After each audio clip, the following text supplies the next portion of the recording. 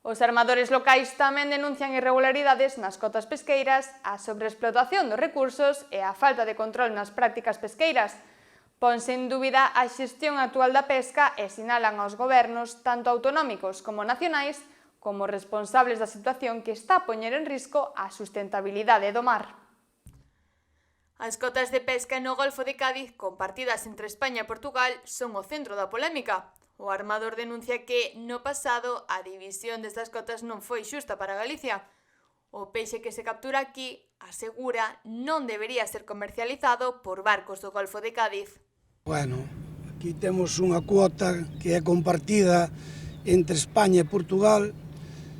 Nós no seu día non apuntamos ben a Sardiña, e Portugal apuntou unha ben e quedouse con máis cuota da que nos deron a nós.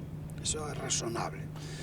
Ahora, esta cuota, o que non é normal é que esteamos comprando estas cuotas que se están comprando e agora barcos ou xa congeladores que teñen cartos para podelas comprar no Golfo de Cádiz para poder pescar aquí.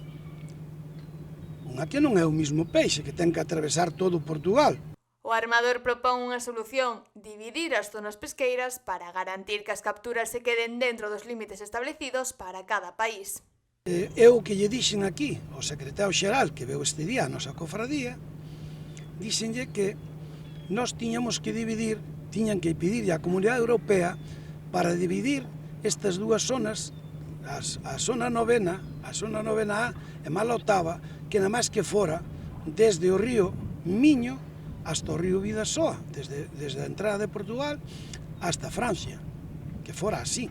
A pesca na zona galega está a verse perxudicada pola sobreexplotación dos recursos.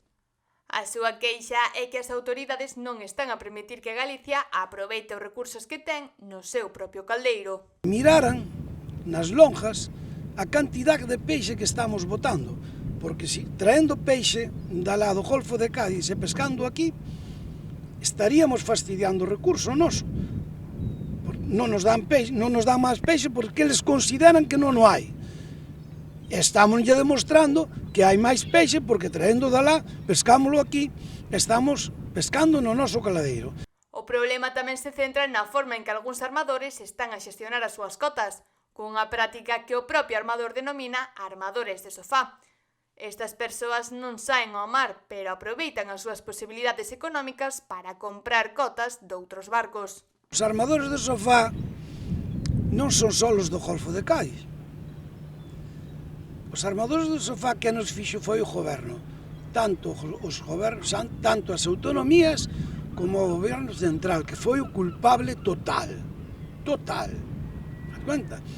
Porque se están dando estes históricos. Están dando, os do Golfo de Cádiz teñen as sardiñas deles, e aquí nós temos as rinchas, unha parte das rinchas que son nosas, e temos a nosa parte de xurelos. E algúns tamén nos estuvo vendendo, armadores, e tamén estuveron sentados no sofá ou traballando outra cousa. Ademais, denuncia a falta de control nas prácticas pesqueiras. Os chamados históricos, unha práctica onde se pescan grandes cantidades de peixe sen ningún tipo de limitación, están a afectar ao sector. Que non sei, o que se está facendo fatal, é un desastre, e con isto dos históricos. Con isto dos históricos, é o que permitiron este ano, foi unha salvajada. Unha salvajada, cando chegaron os barcos aquí para facer históricos, botar anchoas de 12 centímetros e 30.000 kilos, 30.000, sin tope, Esa foi, puxenlle pesca olímpica, é pesca olímpica. O secretario xeral dicía que non había que chamarlle pesca olímpica, pero é pesca olímpica, porque era quen máis collía. A situación alcanza un novo nivel cando se fala de prácticas como as que se realizaron nas lonxas, onde a sardiña e a anchoa se mesturaron en grandes cantidades para poder coller maiores cotas.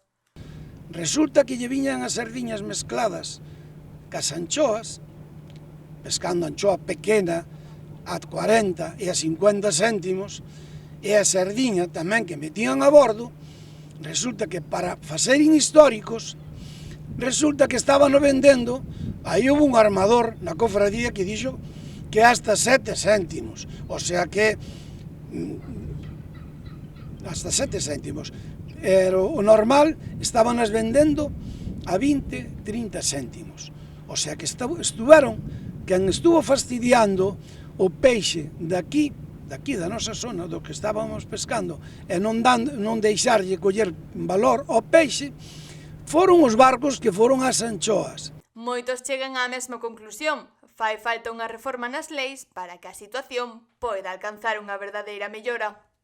Hai que facer unhas leyes, hai que volver a renovar a lei, poñela en condicións, porque isto é un non vai máis. Cada un fai o que quere, pesca da forma que lle sale da gana, bota o que lle sale da gana, agora resulta que collen un tope de anchoas, un tope de xurelos, un tope de sardiñas, hai barco que ten 1 millón de kilos de sardiñas.